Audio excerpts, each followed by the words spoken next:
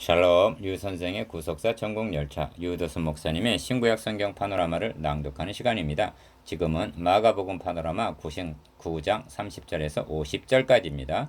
그리스도께 속한 복과 분리되는 화. 요절은 41절. 누구든지 너희를 그리스도에게 속한 자라 하여 물 한 그릇을 주면 내가 진실로 너에게 이르노니 저가 결단코 상을 잃지 않으리라. 9장 둘째 문단 30절에서 50절까지의 중심점은 그리스도께 속한 복과 분리되는 화에 있다 하겠습니다. 이를 본문 관찰에서 보게 될 것입니다. 도표를 보시면 그리스도께 속한 자라는 말씀을 중심으로 1. 주님은 군중들을 떠나 제자들을 훈련에 집중하시는데 특히 죽으시고 다시 살아나실 것을 가르치십니다. 2. 그런데 제자들은 너 중에서 누가 크냐 하고 쟁론을 합니다. 주님은 3. 못 사람을 섬기는 자가 큰 자라라고 말씀하십니다. 4. 주의 이름으로 귀신을 쫓아내는 자가 따르지 않게 금했다는 요한의 말에 금하지 말라 하시면서 너희를 그리스도에게 속한 자라 하여 물 한 그릇을 주어도 그 상을 잃지 않으리라 하십니다. 5. 반대로 소자 중 하나를 실족해 하면 즉 그리스도에게서 떨어지게 하는 것이 얼마나 큰 범죄인가를 말씀하십니다.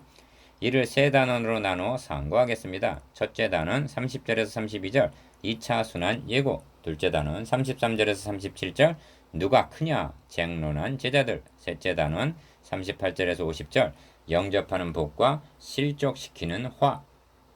주제 그리스도께 속한 복과 분리되는 화. 기억 성경에 나타난 구속사에게 시발은 하나님께서 내가 뭐뭐 하리라 하신 창세기 3장 15절입니다. 이를 가리켜 원복음이라 말하는데 이는 세 마디로 되어 있습니다. 가 이제부터는 여자의 후손과 뱀의 후손 두 부류로 갈라지게 될 것이다. 나 두 사이에는 원수적 싸움이 있게 될 것이다. 다 그 싸움은 여자의 후손이 뱀의 머리를 상하게 함으로 승리하게 될 것이다. 니은 주님은 이 싸움을 위해서 오셨습니다. 핵심은 여자의 후손에 속하는 것이 어떻게 해서 가능하여지는가 하는 점입니다. 이는 하나님의 택하심과 그리스도의 구속하심과 성령의 인치심, 즉 거듭나게 하심으로만이 가능하여지는 놀라운 신비입니다. 디귿 그래서 주님은 인자가 온 것은 자기 목숨을 많은 사람의 대속물로 주려 함이니라 하시는 것입니다. 10장 45절 리을 어찌하여 주님은 너희를 그리스도에게 속한 자라 하여 물 한 그릇을 주면 내가 진실로 너에게 이르노니 저가 결탄코 상을 잃지 않으리라 하시는가? 41절 그것은 그 진영의 머리 되시는 그리스도께 한 대접이 되기 때문입니다. 미음 기생라합이 의롭다함을 얻는 것이 야고보서 2장 25절 어떻게 가능하여졌는가? 정탐꾼을 영접한 것을 그리스도를 영접한 것으로 여겨주셨기 때문입니다. 비읍 반대로 나를 믿는 이 소자 중 하나를 실족해 하면 42절 즉 끊어지게 하면 어떻게 되는가?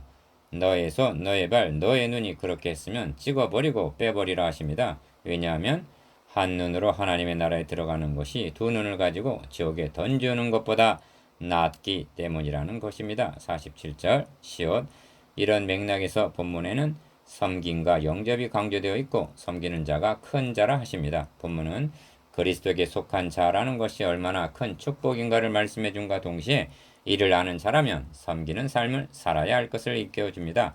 첫째 단은 30절에서 32절 2차 순환 예고 1.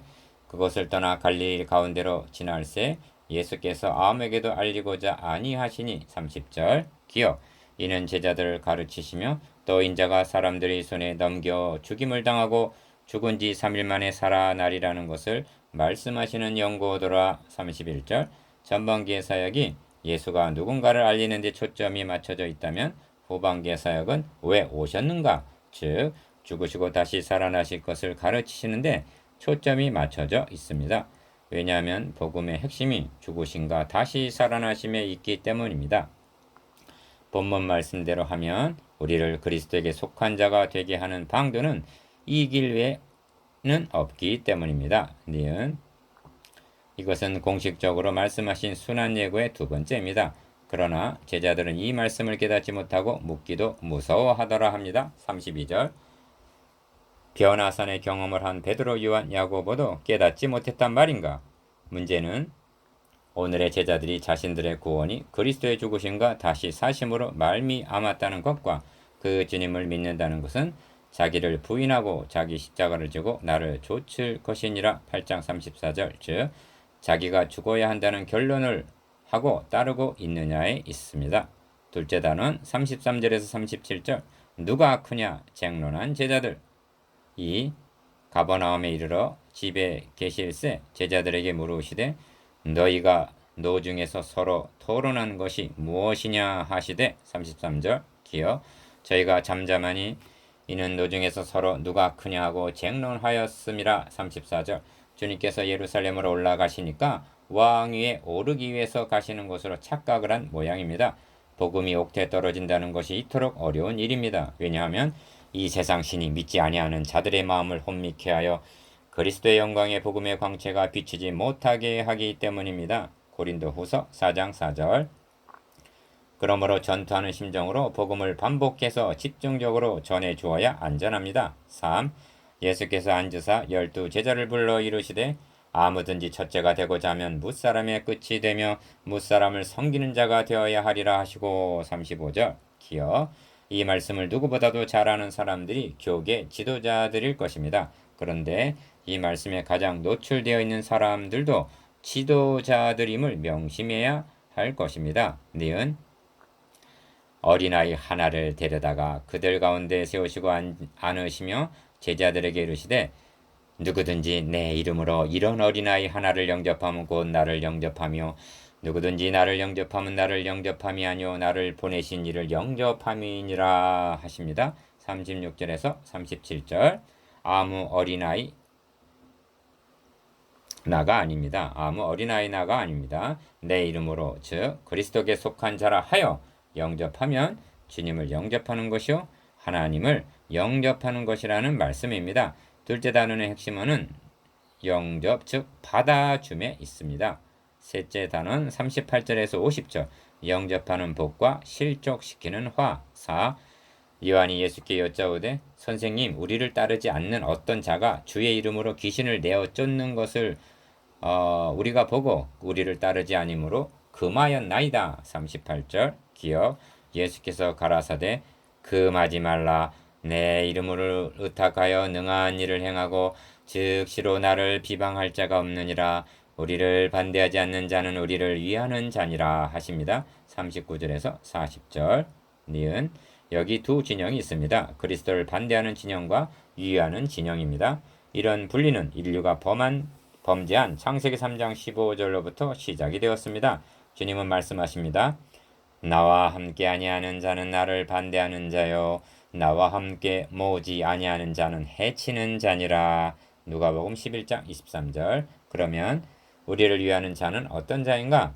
우리가 다 하나님의 아들을 믿는 것과 아는 일에 하나가 된 자입니다. 에베소서 4장 13절. 즉 신조가 같아야 합니다. 오늘날 교계 안에 있는데도 우리를 위하는 자라 말할 수 없는 사람들이 많다는 것은 슬픈 일입니다. 디귿 누구든지 너희를 그리스도에게 속한 자라 하여 물 한 그릇을 주면 내가 진실로 너에게 이르노니 저가 결단코 상을 잃지 않으리라. 41절.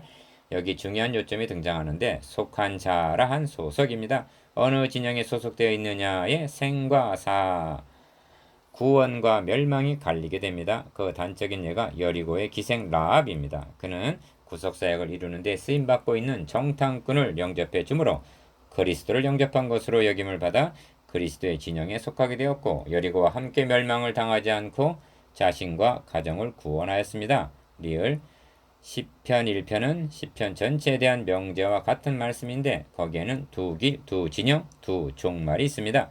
모든 사람들은 두 길 중 어느 한 길을 가고 있는 것입니다.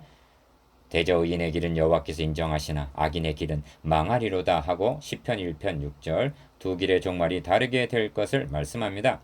어찌하여 불신자를 악인이라 하는가? 물론 그들 중에는 선한 사람도 많이 있습니다. 그러나 그 진영의 대표자가 악한 사탄이기 때문에 악인이라 하는 것입니다.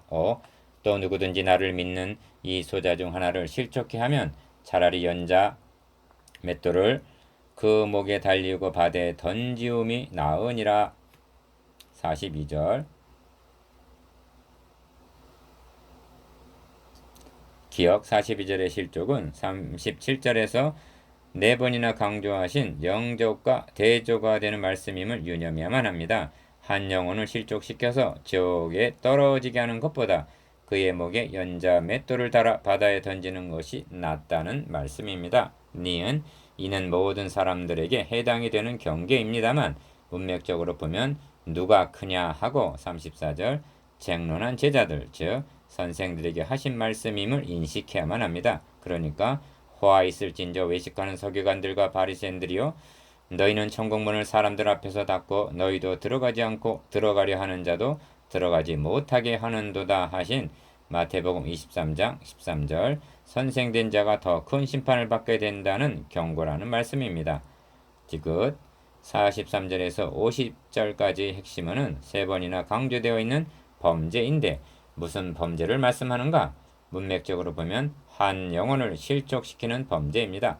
43절에서 47절까지의 말씀이 마태복음에는 산상수훈의 문맥에 들어있으나 마태복음 5장 29절에서 30절 마가복음에서는 실족케 하면 차라리 연자맷돌을 그 목에 달리우고 바다에 던지움이 나으니라는 42절 말씀에 이어져 주어지고 있습니다. 그러니까 실족시키는 죄 많은 범에서는 안 된다는 경계인 셈입니다. 리을 만일 너의 손이 너를 범죄케 하거든 찍어버리라는 43절의 극단적인 말씀을 하십니다. 41절은 그리스도께 속한 자를 대접한 경우이고 42절은 그리스도께 속한 자를 실족시키는 경우인데 43절 이하는 실족시키는 범죄가 얼마나 비극적인 일인가를 말씀하는 문맥입니다. 그리스도께 속한 자에게 물 한 그릇을 제공해 준 것이 주님께 한 것이라면 주님의 피로 값을 주고 산 소자 하나를 실족시킨다는 것은 주님의 구속사역을 파괴하는 행위라는 말씀입니다.